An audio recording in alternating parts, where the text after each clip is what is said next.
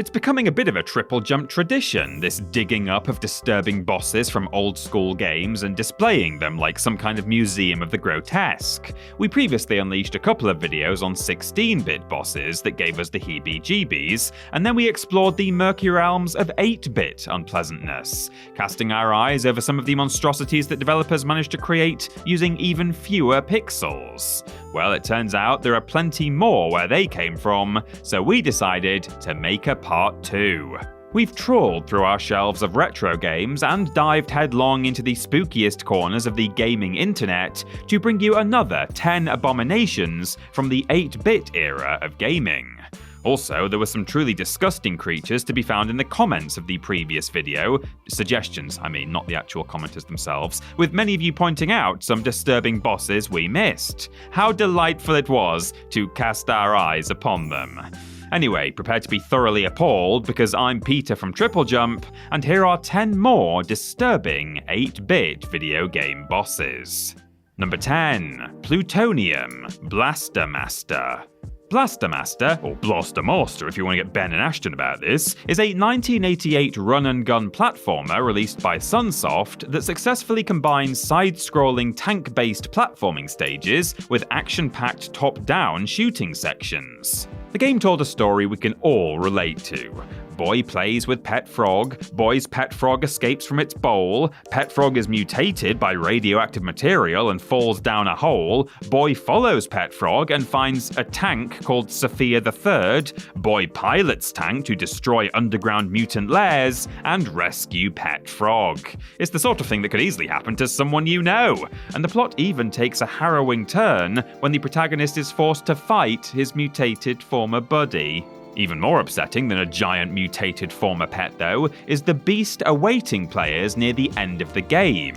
Known as Plutonium, this fleshy, eyeless monstrosity emerges from a wall of what appears to be entrails, or possibly cold spaghetti, whichever you find the most off-putting. The developers were so pleased with this skeletal, hulking abomination with horns where its eyes should be, that they stuck him on the front cover of the Western release. Honestly, if I was in this situation, once I'd run into that thing, I think I'd just have to deal with the fact I was never going to see my frog again. Sorry, Fred, you're staying down here. Number 9. Stone Guardian Astyanax. Astyanax from Greek mythology was the son of Troy's greatest warrior, Hector. Astyanax from the 1990 NES game is a school kid who gets summoned to a magical world after dreaming about a fairy called Cutie and must take up his axe and set off on an epic journey to save the Princess Rosebud. I swear I'm not making these names up.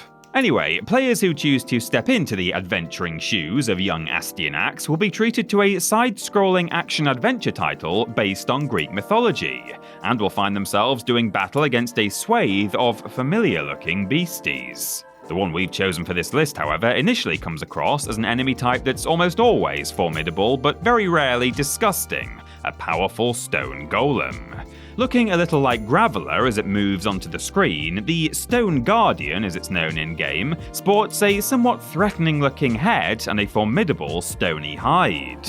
Start to damage the thing, however, and its true fleshy colours are soon revealed. Yes, inside that rocky exterior is a slithery, pulsating, bug-like brain creature with creepy levitation abilities and a very cross look on his face. Luckily, there's nothing like this inside an actual Graveler. I mean, I assume there isn't. Editor, do not Photoshop that, please. Oh god, I said don't! Number 8. Biclopter. Totally rad. Released in Japan and Europe in 1990 and making it to America in 1991, Totally Rad is the video game with the most 90s title of them all. The Japanese name is Magic John, and we can see why it was changed, considering common US slang and vintage UK slang might have some people expecting the game to be about a mystical toilet. Telling the story of a surfer dude who has to save his girlfriend from an underground mutant threat, Totally Rad pits players against all kinds of bizarre monsters in a side-scrolling action game where the protagonist can change into various animal-inspired forms. The game features plenty of bizarre bosses who are deserving of this list, all brought to life by a unique, almost graffiti-esque art style. However, we had to give it to this guy, who appears to go by the moniker Bacalzo. A single robot leg, a bulging manic eyeball, and a hairy torso all combine to form an alarming creature that towers over the hero, and that's without even mentioning the horrid toothy grin. This thing looks like it loves being a hideous amalgamation of robot and animal parts. Also, if you look carefully, you'll see it has an eyeball for a butt, implying that it really would need a Magic John. Number 7. Pink Demon, Conquest of the Crystal Palace. Having nothing to do with Liverpool's record-setting 9-0 victory over Crystal Palace in the 1989-90 First Division, sorry for opening up that wound, any Palace fans, Conquest of the Crystal Palace is a 1990 NES game in which players take on the role of a deposed prince, Pharaon, on his way to recapture the kingdom. In this side-scrolling platformer, players must use Pharaon's jumping skills, magical powers, and ability to summon his faithful dog, Zap, to negotiate various bosses inspired by Asian culture. Near the end of the game, he'll defeat the evil overlord, Zaras, but there's still one more opponent to contend with, and he's definitely not someone you'd like to meet on the train home after a Crystal Palace game. This hulking pink demon rises from below, sporting a blotchy complexion, horns, and a very strange hat. Oh, and what's that inside its mouth, you ask? Well, it's the brain enemy that's appeared a couple of times throughout the game. Perhaps the most upsetting thing about this boss, though, is the combination of bulging, unfocused eyes, gappy teeth, and wispy hair, giving him something of a drunken old man vibe. You know, the kind of guy who might randomly take an unwanted shine to you in a pub, only humongous and with demonic powers. Ugh, let's move on. Number 6. Giga, Life Force. Life Force was released on the NES in 1986, a spin-off of this game, whose title I will not pronounce because people get really upset about it. It was a scrolling shooter that featured both horizontal and vertical stages. Players pilot the powerful battleship Vic Viper and blast countless enemies on a quest to stop an all-devouring superorganism, the titular Life Force. The game takes place inside this superorganism, so you'll know what to expect. Environments with a yucky biological feel, and enemies that look like internal organs.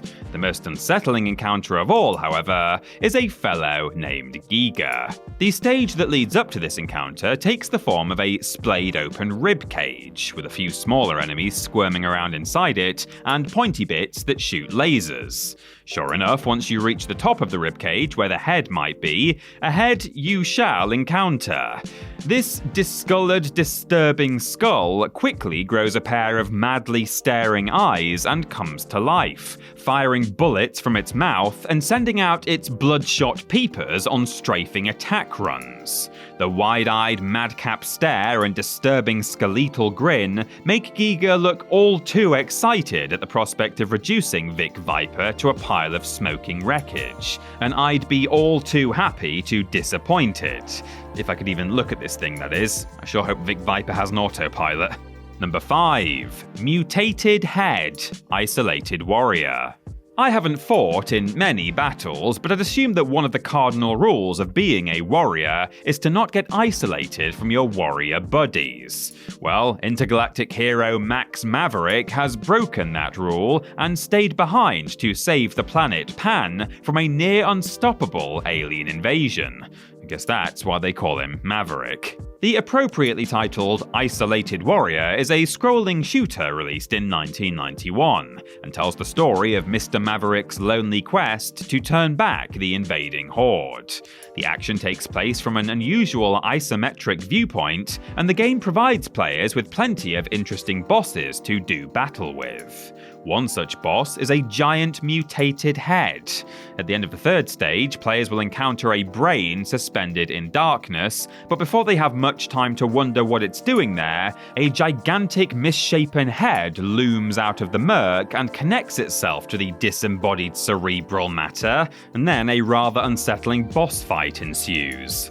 As the brain splits into several smaller brains that are used as projectiles, players will be distracted by the creature's almost aquatic appearance, staring eyes, and unsettling rotated mouth parts that resemble... Well, I'll just let you use your imaginations on that one. Whatever it is, the game title is very fitting in that I'd like to be isolated from it, please. Number 4. Final Boss, Final Mission. Alright, hold on, we just need to make sure everyone knows what game we're talking about here. Japanese viewers or import fans will know this game as Final Mission. Those in the US might remember it as the snigger-inducing SCAT, Special Cybernetic Attack Team, that spells SCAT, and European NES fans will know it as Action in New York. 3 names, 1 game. Got that? Good. We'll stick to the original Japanese name because it's the easiest to say and doesn't involve poop. In Final Mission, New York is under direct alien attack thanks to an astro tube that's transporting alien monsters directly into the city. It's up to the player to take the fight to the invaders and use their astro tube against them. Plenty of enemies stand in the way, however, and none more disturbing than the game's final encounter. Initially apparent are the creature's 2 faces. A gaping, almost fish-like visage with a pained expression hides a smaller, furious, skull-like face in its mouth. Closer inspection will reveal that this thing also goes for the old exposed brain trope, but goes one further with an exposed, discoloured, beating heart as well. Luckily, our tooled-up hero is able to bring down this gargantuan menace without too much trouble, exploding the creature and its 2 faces and saving the day. So you can stick that right up your astro tube. Number 3. Dracula, Castlevania 3, Dracula's Curse. Let's face it, vampires aren't scary anymore. Those blood-sucking, immortal, unrelenting predators have been portrayed as either cartoony caricatures or dreamy heartthrobs for far too long. The days of fearing that implacable undead hunter that creeps down from its castle on dark, stormy nights have long gone. But 1989 Konami hit Castlevania 3 Dracula's Curse did its best to keep the nightmare alive. There are 3 stages to Castlevania 3's battle with the big man. The first stage sees him in traditional vampire form, complete with dark cloak and unhealthy complexion, and he'll teleport around the screen, summoning pillars of fire with his scepter. The third form is that of a titanic, muscle-bound humanoid creature with wings, representing an idol of the evil god that gave Dracula his power. But it's the stage between these 2 that qualifies for our list. This levitating amalgamation of leering, twisted faces and exposed brain matter hovers about the screen, vomiting streams of blood at the beleaguered protagonist. As the heads are defeated, their skulls are gradually revealed, frozen in expressions of rage and agony, adding further to the creature's stomach-churning countenance. Countenance. Alright, this is all a bit much for me. Bring back the handsome sparkly boys, please. Number 2. Troy, Street Fighter 2010, The Final Fight.